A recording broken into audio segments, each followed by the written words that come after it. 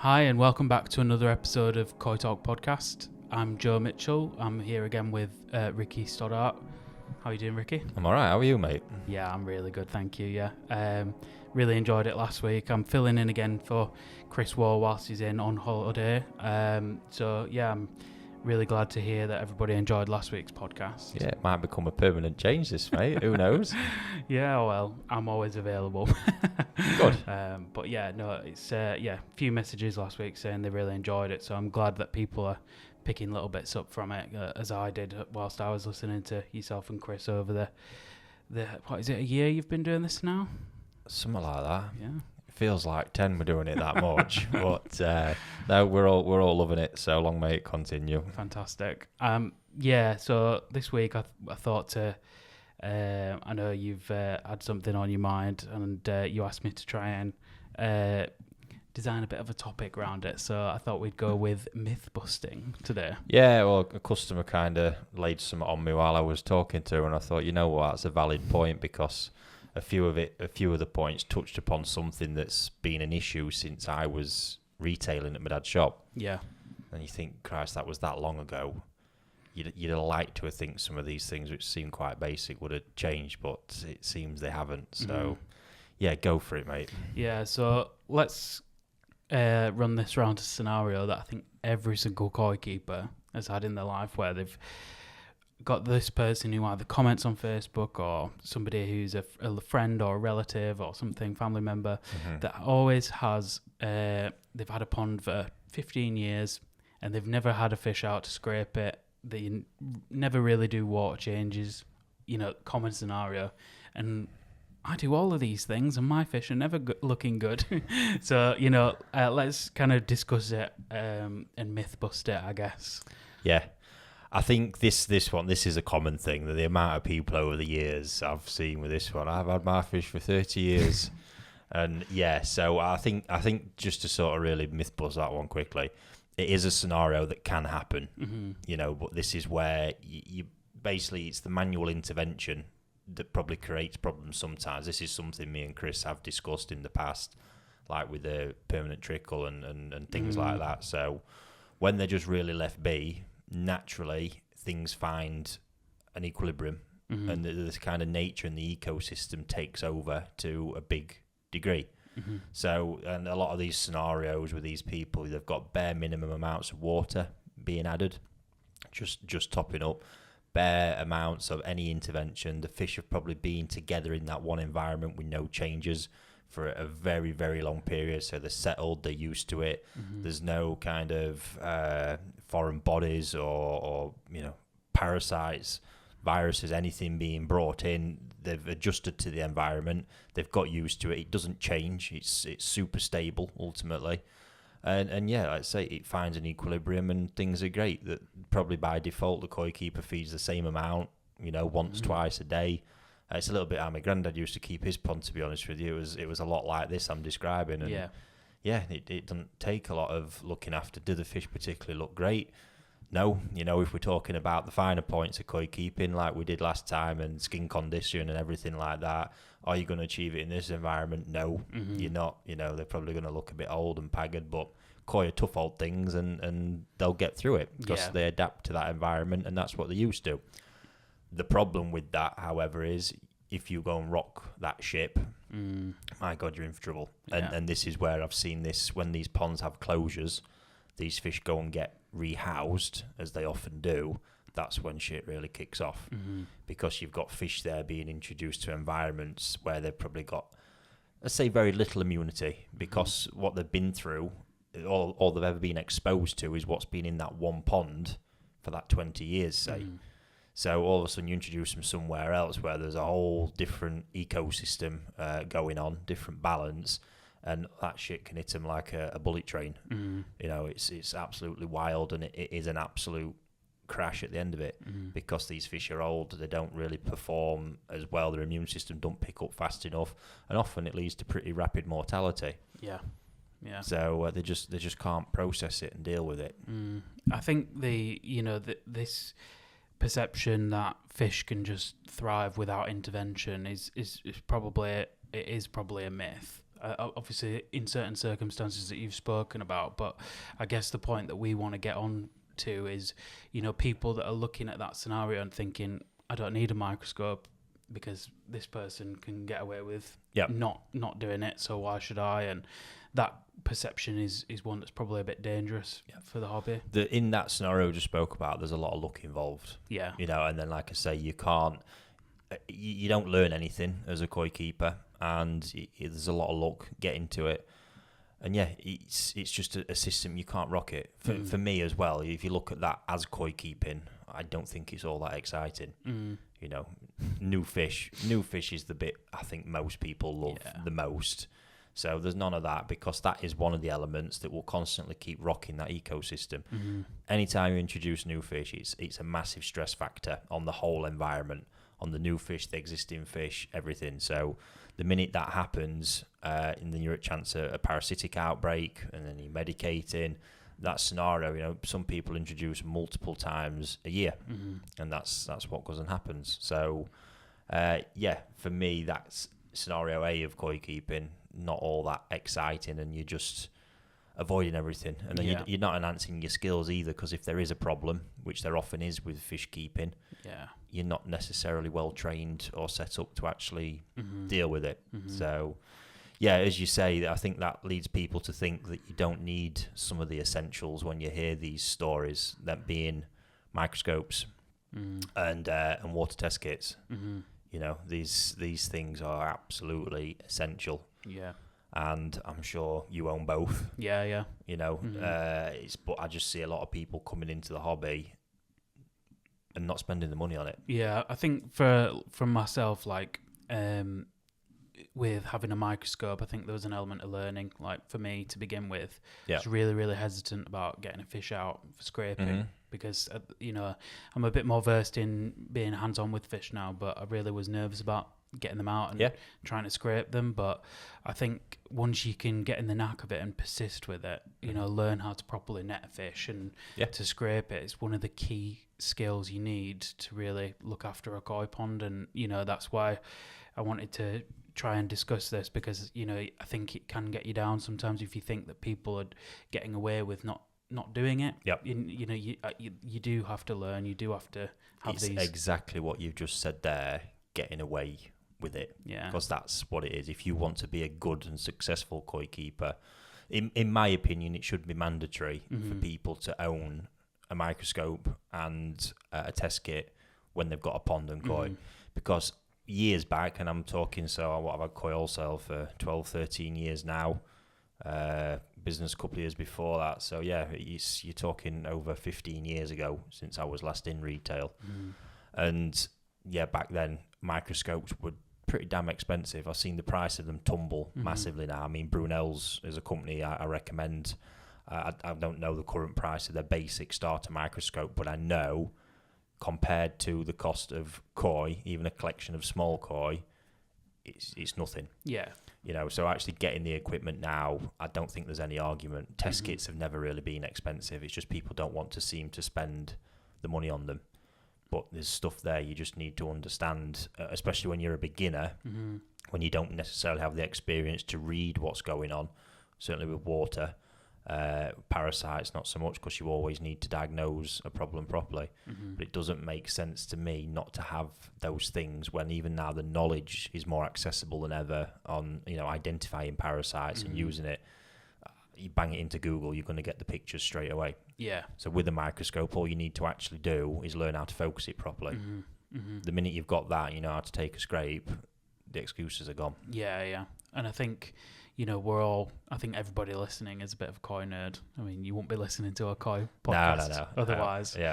So we're all koi nerds with koi ponds where, like you say, £200 in the, consideration of what it costs to build a pond, what it costs to stock a pond and feed a pond, a microscope really is, an essential, isn't it? And I don't mean to get all political and stuff, but if you were to adopt any other pet, a dog, a cat, a hamster, whatever it is, you have the essentials, or there are some checks in place to, for you to buy a pet where with koi, there's not, Yep. and you talk about it is an essential, and there's no one out there kind of policing it and saying, Yep. before you buy this fish, have you got the essentials? And Yep. I think there are a lot of koi shops out there that buy koi from all over the place, and people starting off garden ponds, and they probably do go to ponds where they don't have microscopes and don't have the essentials and they're not tested, and there's no regulation in place for that kind of stuff, and it's not great, is it really? No. I think ultimately people want to be successful in keeping koi, and it should be on everyone in the industry to promote these basic essentials. And I think something that's been drilled in over the years is the importance of water testing. Test. However, when you're over the early stage and your system's got a bit more stability, I'm stressing this, I'm not saying water testing is not essential, but our first port of call for everyone listening, when we identify a problem, when we know the systems are mature, the first thing we go to is eliminating parasites. Because that's going to be the rate of mortality and damage that can be done there so much faster. I mean, the probably only comparable water parameter is ammonia. When you've got a bad ammonia spike, that can do a lot of damage pretty fast.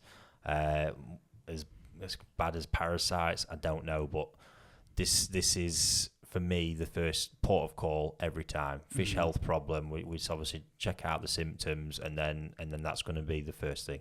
Eliminate the presence of parasites.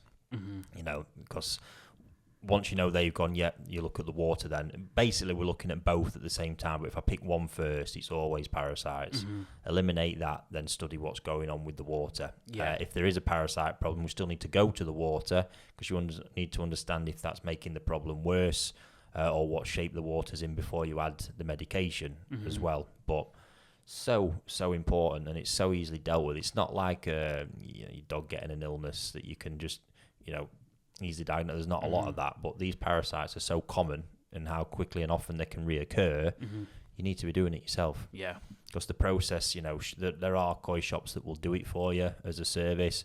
You can get call outs, but all this stuff is expensive. It's more stress for the fish when you're bagging it up, taking it to a shop, bringing it back, especially if it's a really sick fish. And in my opinion, it's so easy to learn it. Yeah, and there's usually, if you speak to a koi dealer, they'll, a good koi dealer will usually show you best practice. Exactly. To do these things, or even joining a local koi club, and, the things that we're trying to do in the magazine. An example of where, some of the things you can read online about best practice, it can be misconstrued. Is I remember when I started this hobby, my main filter was waterfall, and at night, it was making an absolute racket for the neighbours. Yeah. So it's like, can I turn my filter off at night? And the answer was yes. Wow. So in the peak of summer at 26 degrees or whatever, I was turning my filter off, my aeration, everything. Yeah. So don't believe everything that's online. And I think, that's why Koi Talk for me, the magazine, Beginner's Corner, that kind of stuff has been really helpful, because some of the information you can get online is quite frankly dangerous as well. But speak to a reputable koi dealer or a koi club and try and get that information, because it's out there. It is. It's for me one of the basics. I think like I say, water testing spoke about more than the diagnosis side, mucus biopsy, taking scrapes and checking under the microscope. But I mean, I've known in the past Aldi has had these promotional offers where they've had microscopes for an absolute pittance that people went flocking to. You can pick them up. You just need a basic 100 times magnification and ideally lighting. The ones that are lit by mirrors can be a bit of a pain in the arse. But lighting at the bottom, 100 times magnification, and at that point, you've got everything you need. You don't need binocular. The single eyepiece will do absolutely fine. And you're there. You game on. All you've got to then do, you need a bowl, which you can get in many different forms. Doesn't even have to be a koi one specifically. And your net, and you're on with it. Handling. I've done videos of this, featured it in quite a few of my videos. You can just use a bit of anaesthetic. It's not scary stuff. When you get a bottle, you just use a fraction of a dose. Fraction of a dose in the bowl when you're there, and it's going to chill everything right out. Make it easier for you, make it easier for the fish, and no damage is done in the process. So, you're there, and then like I say, the rest of it's just learning to diagnose. But it's quite easy to, I think, a lot of people, you can just about focus down the eyepiece with your phone camera if there is something and you need some help. You can even pick the microscopes up with cameras in top for pretty good money in certain places. Loads of options to help with diagnosis when it's done. But when you've got that diagnosis done, the process is so fast, because what I used to see was you might get people who knew they had a problem, say on a Monday, but then they're at work, they've not got the kit themselves, they can't get the fish to come to the shop till the weekend. Therein lies a massive issue, because if that's a costia or a white spot, that extra week where that's been left untreated is going to cause you problems. Certainly at the right temperatures, that will absolutely just plough through things, and what would have been quickly scraped, identified, medicated, has become a whole bigger issue. Yeah. I think one of the other kind of essentials that we've already mentioned, test kits. Yeah. Some of them can be quite deceiving in some respects, in terms of if you buy a single test kit just for KH, you get your KH drop test, and that's really simple to read. You know where your KH is at, how many drops it takes. Some of the others you get GH, you get a multi-pack, and you'll get nitrate and GH and other things in the pack. That will sometimes have, like with nitrate, if your nitrate's high, it can sometimes have like danger symbols next to it and that kind of stuff. You know, for somebody who's new to the hobby, and the nitrate is really high. I think you can get too worried about these things, but again, by looking through either information online or speaking to a dealer, you can find out basic information. But you know, do you need the multi-packs? You know, what are the main things you'd be testing for your essentials? Right, agreed. So it can be, I think overwhelming is possibly the word. If it's new to you, it can be overwhelming that all of a sudden there's these, 6 test kits in a parameter, what we normally talk in, ammonia, nitrite, nitrate, pH, KH and GH. So, all of a sudden you're looking at that. Some have got phosphate in as well, actually. So you're looking at all that thinking, Christ, I can see it. It is overwhelming, because what's also on there, you're correct, is just a colour chart.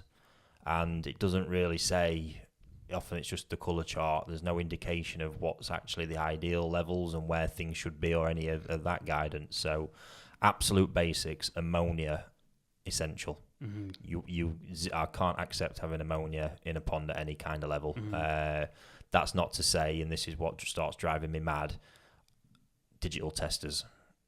I would not ever spend the money on digital testers, because I think they're a fast track to insanity. They are, because I think they create an expectation of people trying to get ammonia at 0.00.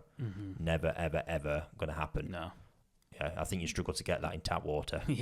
So, that's, I think they set people up for a sort of a false reality where the expectations come with that.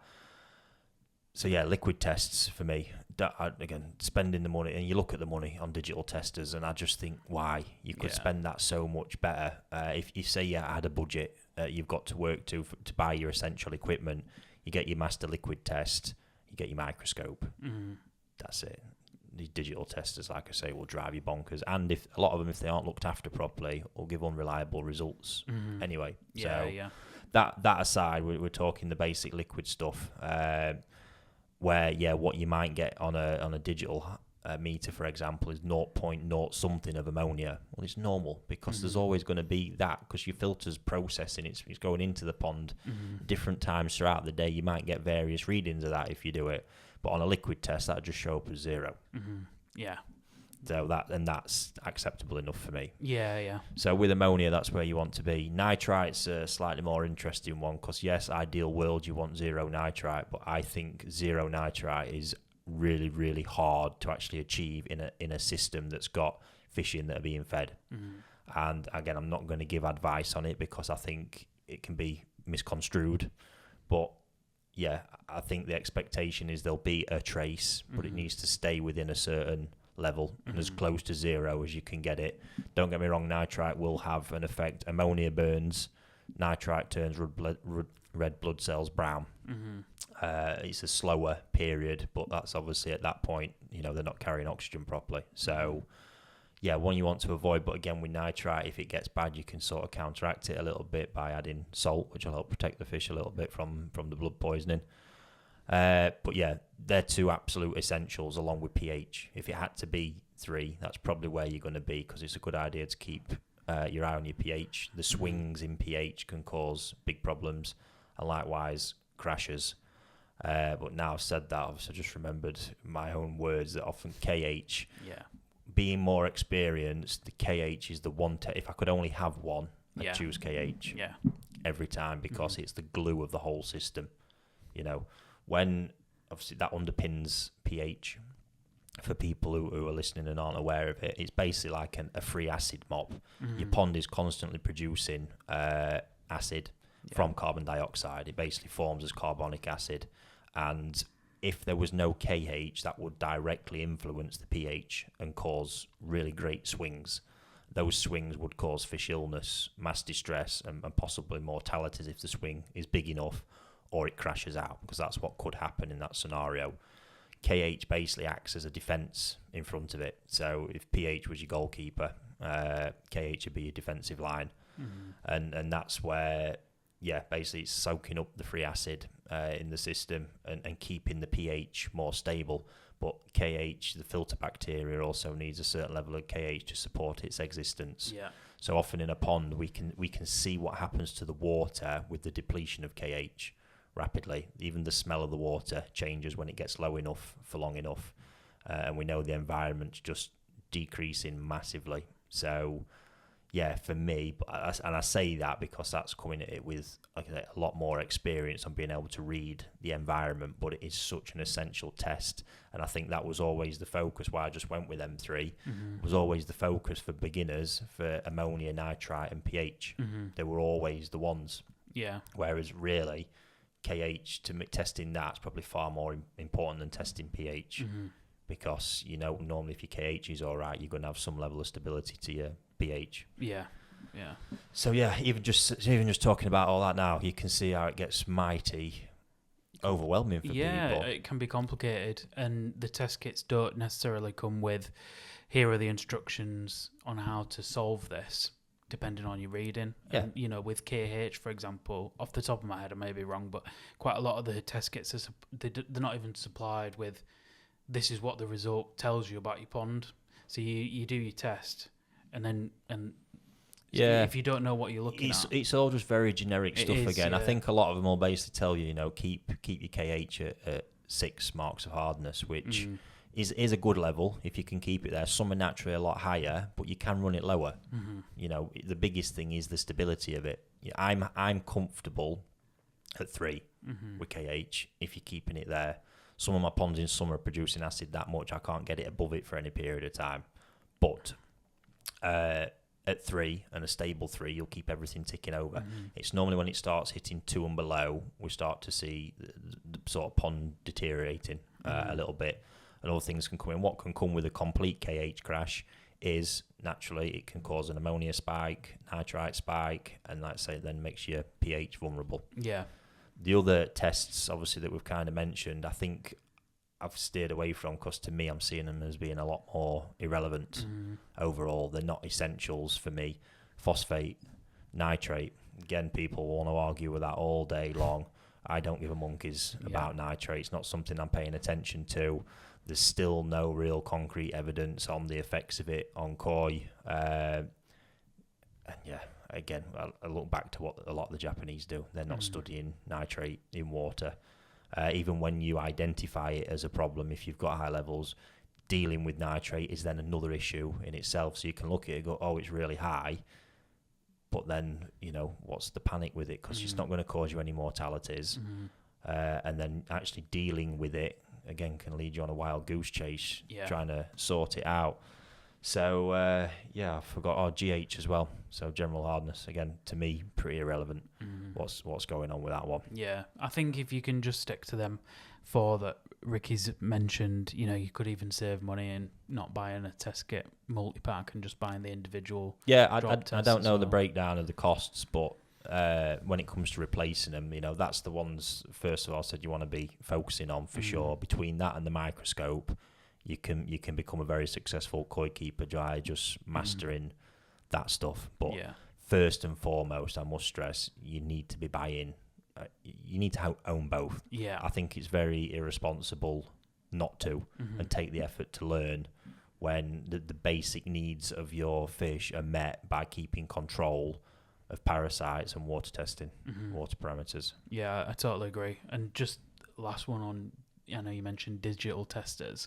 I've heard some kind of horror stories about, people monitoring their pH with a digital tester with a sensor that goes in the water, but the sensor breaks and gives you a constant reading of 7.8 or something like that.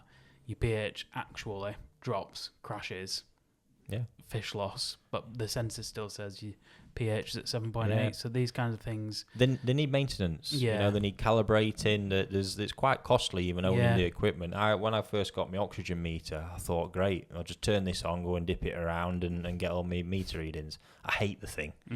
Absolutely hate it. It only comes out every so often when I'm curious to see what's going off, because you get it out, and the minute you get it out, you've got to do all the calibration again, make sure you're all set, and it's just tedious. It really is, and I just think it's just not worth the hassle. Yeah.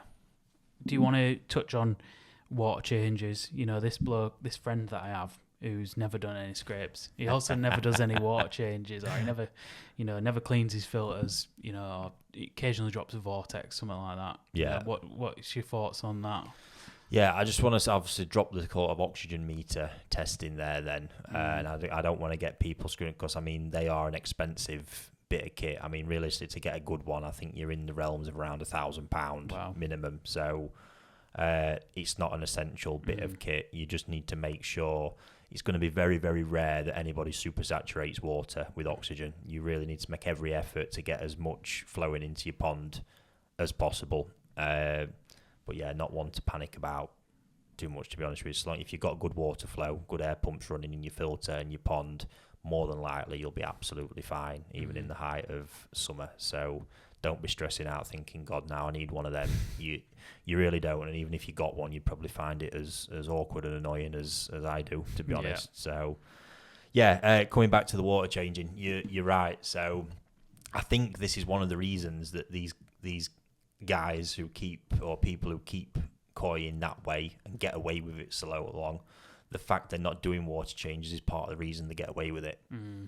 Now that can be one to get your head around, but if you think about everything we've been talking about with not fully understanding your source water and what you're putting into a pond, and obviously what can go in, so if you are topping up and you're not dechlorinating and you don't know what's in your mains water, you're in a scenario there whereby so much damage can be being done, like serious amounts.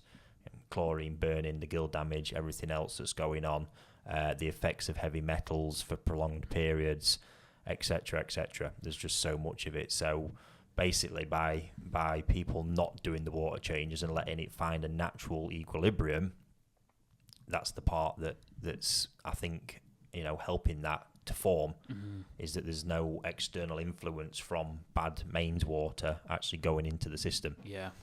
It makes sense. You're letting nature do its thing and sort of take over, when all of a sudden if you go and fill that up with 10-20% of untreated water, that chlorine in there is going to be doing a lot of damage throughout the system, biologically and to the fish. So you consider all them factors, and then what it can be doing if you are treating it on a basic level, but then you've got heavy metals that you're unaware of that aren't being removed, the constant problems these are going to cause. So yeah, I do think that is why a massive contributing factor as to why they get away with it. But then obviously we need to translate this into the world where koi keepers are doing water change and doing things that are recommended, because they are for really successful koi keeping, and again achieving the higher levels we spoke about in skin luster and growth and everything like that. So yeah, this is not saying don't do water changes. You need to do them, but I'll just reiterate again, they need to be done in the right way. Yeah. You need to understand your mains water. You need to treat your mains water accordingly and go from there, really. Otherwise, without knowing all that, you keep your water changing to a bare minimum. But again, if we're talking essential equipment right now, a basic water purifier is essential. Yeah.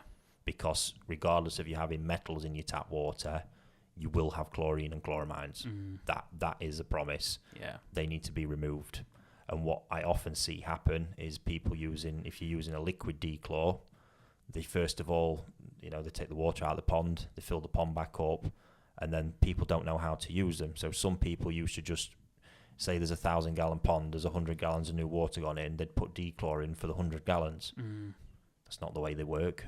That's a genuine scenario, and you can be forgiven for understanding it because it's not clear. When you're treating with a liquid dechlor, you need to treat for the whole volume of your pond, not just the new water added. Yeah. And then the other issue with this is as well, what's often done is the water's already added to the pond, untreated, before the whole pond is then treated. So the raw tap water's already gone in and done the damage before you then treat it. Yeah. So the correct way to really use one of those is to have the water in a, say, paddling pool, for example, or a storage tank, treated and then added to the pond if you're going to use it that way, because then it's treated water that's going in. Yeah. This is why, for me, liquid dechlor, they can be good and they can be useful, but that water needs to be done before it's added to the system. Yeah. That's why an inline dechlorinator is just so much easier. Yeah. For what you'll spend on liquid dechlors over the lifetime, a good inline carbon filter is just going to save you all the hassle. Get it inline and go from there. Yeah. And some of them inline dechlorinators, they're not stupidly expensive, are they? They're not, again, and they've got easier over time. Evolution Aqua do one that's dead easy and convenient. Or then you've got the sort of 2 and 3 pod systems that you can buy. But either way, I've seen the price of them fall massively, again, from my shop days. So all this stuff now can be bought together for probably what it cost for a microscope back then. Yeah. It's crazy. Major difference. But yeah, again, water changing, I think that's probably a whole episode in its own to sort of come up on, but you do need to be water changing because, again, coming back to it, our scenario at the beginning, it is just getting away with it. But I think it does highlight the fact, I think the lack of kind of interference, either through maintenance, incoming water, new fish being added, is why these ponds can go on for so long without issues. So basically we are making it hard for ourselves, and that's where my whole keep it simple mantra comes in, because the more layers of interference and messing around that people add and create, I think just creates more problems that then either need maintaining, fixing, or so on. Yeah. Do you think it's an essential to be testing your tap water before it's added to the pond? Is that... No, I mean, if you've got a purifier, again, it lands on, you can, it's good to be obviously checking the purifier for the chlorines, because you need to make sure that these things do expire, they don't just go forever. So you want to just keep that in line. But the rest of it, no. It's handy to know, but kind of you don't need to do it all the time. It's handy to know where the KH is in your tap, nitrite, all the rest, just so you know what's actually going into your pond and what impact it can have, but it's not going to change all the time, so you don't need to be doing it every week. Just get an idea, like with the metals testing, get an idea. It's something you have done, and then you understand where you're at. Again, it can change, but it's not all that often. Yeah. I just speak from it's very specific experience, and everybody's going to have different experiences. I think there's people that I've seen up in Scotland where their KH is so low that they're constantly having, even when they're doing water changes, they're having to buffer KH with bicarbonate soda and other things like that. So not testing it all the time, but having a basic understanding of what new fresh water is going to have an effect on your pond, I guess. Completely. I had an experience recently where the pH out of my tap was 10. Wow. And my pH in the pond was 7.5. And I rang Yorkshire Water. I said, what the hell's going on here?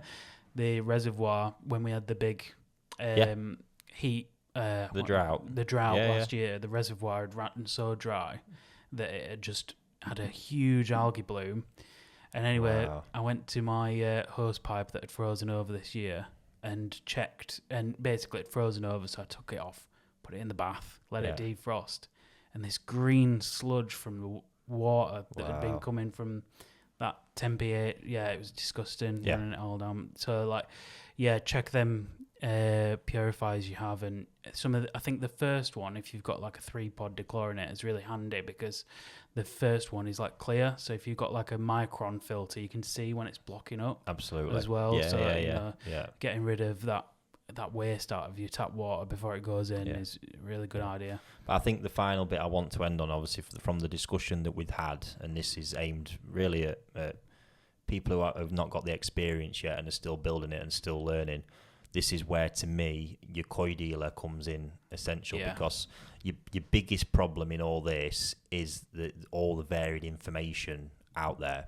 You know, we will give you a consistent voice on our background and experience of koi keeping, but you will go and speak to somebody else who'll disagree with what we've said, or have another variation of it, or think of it differently from their own experiences. So I think it's why it's important to find that trusting voice, whoever it is, whether it be us. Unfortunately, we're not there all the time to guide you through your specific journey, which I think is important to bear in mind. A good koi dealer, you know, back in them days when I was doing it in retail, I took a great deal of personal responsibility for all my customers. You know, I felt I was responsible for their success in koi keeping, you know, and got very involved to the point you know, a lot of these guys would come in weekly, every couple of weeks, would know everything that was going on in the pond, to the point where the minute there was a problem, we could help. Yeah. Really easily help. And we were the voice in their head constantly promoting these methods of fish keeping to make them successful, because we wanted to. And there wasn't other external voices steering it. The minute that happens, it causes a great deal of confusion. It's a whole mantra I live by in life. If I'm going into something, I find what I'd seem to be the best place to go to. If I like and get the right feel for the place, I stick with it. You know, that's just because I can't be doing with all these different opinions and having to fathom out what you think is right. If you walk into a koi shop, you feel comfortable with the people that you're dealing with, you like what's around, you can see that their fish are healthy and well looked after, and it feels like a fit for you, it really is worth sticking with it and building that rapport, because a good dealer will want the same for you. They'll want you to be a successful hobbyist and will be there, know your pond, and be able to step in when shit hits the fan, really, and you need them, as opposed to going here, there, everywhere, not knowing what to do at the end of it, and just getting miserable and sort of depressed in the hobby, which is the last thing we want to see. Yeah, and I think you can fall victim of sometimes trying to do a little bit of your setup in one person's vision and what they're, you know, going to one dealer and maybe adding their purification system and then having a totally different actual filter system on your pond and that kind of stuff. You know, having one voice, one clear voice, like you've mentioned, from a dealer, someone you trust in. You've just right, and this is, I'm going to end on this one because you've just got me stoked up a bit, Joe.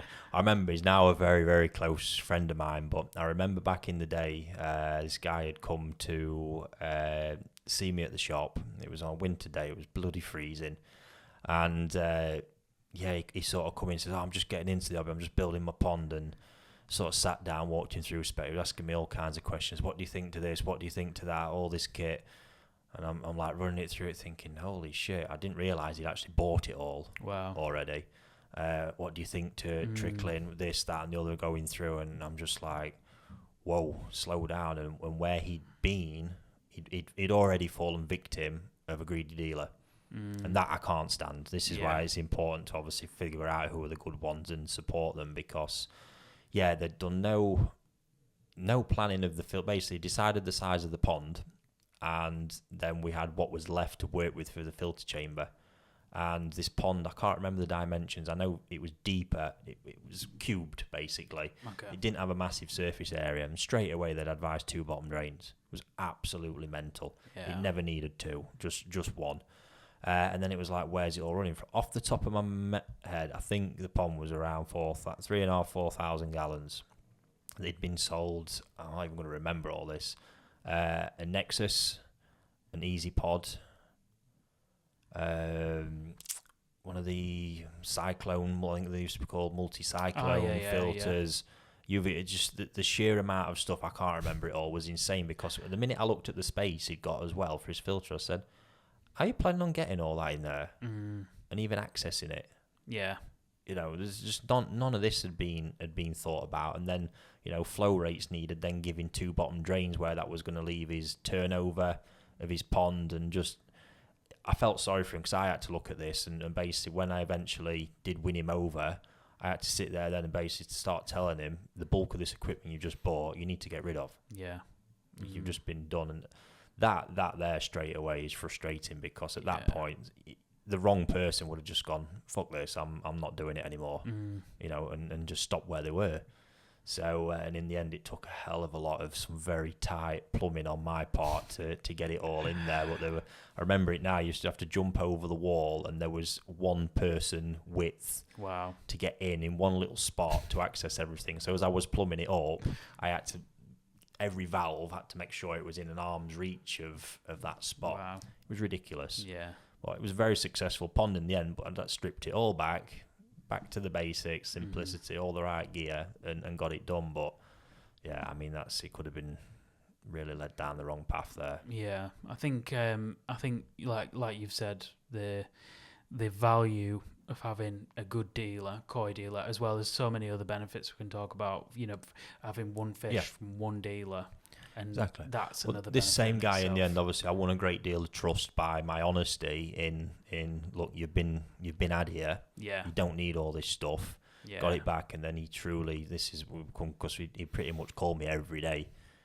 This is happening, and I didn't mind it because I knew he was noticing stuff, and then I was talking him through it. So rather than panicking, I was explaining, don't worry about that, keep going like this. And in the end, within 2-3 years of koi keeping, it was super, super successful. Built a stunning collection, and problems were absolute minimal. But at that point, I was the only voice in his head. Prior to getting into it, there was loads, and this is why I ended up with this mass, load of equipment he didn't need it, because everyone was firing something different in there. But it's tough. I get it, and I appreciate for everyone out there, it's very difficult. You'll relate to it probably more, being new into it, is where the hell do you go when you're starting all this stuff? Yeah, I just found myself, falling for some of these, myths that are out there about certain things. And, for me, of everything we've spoken about today, I think the microscope element and forcing yourself to go out there and net fish and train yourself almost to be able to do that is really the first step, I think, to becoming a real good koi keeper. And I think once you've got over that hurdle and that nervousness about doing it, you're on your way, really. So I'm hoping everybody has really found this helpful. And good chat again, mate. Yeah, it's been good. I'll if you're happy, we'll leave it there. And any other questions anyone's got for us, send them in. I think it's been good. Perfect. Well, thanks for everyone for listening, and we'll be back soon.